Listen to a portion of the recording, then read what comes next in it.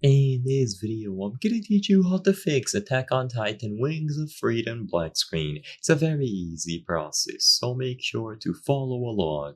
If you are trying to play AOT Wings of Freedom on PC and it is giving you a black screen when you launch the game, then follow the instructions in this video and you will be able to have it resolved. So I'm gonna show you plenty of different solutions. First of all, check your graphics drivers. So if you have a dedicated GPU, like from NVIDIA or AMD, it's important to always keep the drivers up to date.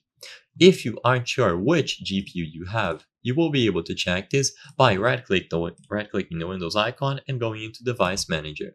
So when you right-click the Windows icon and you choose Device Manager, you will see this screen. Now expand Display Adapters and you will see it here. So for example, I have an AMD Radeon RX 7900 XTX. You might have something like NVIDIA, GeForce, RTX, or even GTX.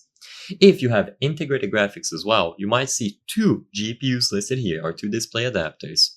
What you want to do is ensure that the drivers for your dedicated GPU are up to date. If you only have integrated graphics, then it is going to be a little bit more difficult. It could be impossible to run the game because the integrated graphics that you have aren't powerful enough. Either way, note down the name of the GPU and then visit the respective website. So because I have an AMD GPU, I will look for AMD drivers on Google, then choose graphics drivers, Radeon RX, Radeon 7000 series, and then 7900 XTX. You might have something from NVIDIA, so you go into the NVIDIA drivers page, go into GeForce, choose GeForce RTX 50 series for example, and so on.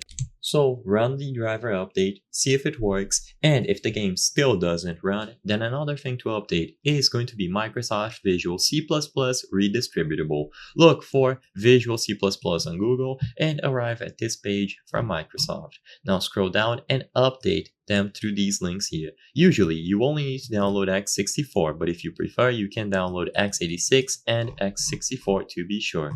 You can download other versions as well, but usually that isn't going to be needed. The last thing to do is to look for graphics options on Windows, and on this list, look for Attack on Titan. Now, I don't have it installed on this PC, so I'm going to demonstrate this with Borderlands 2, but the idea is the same.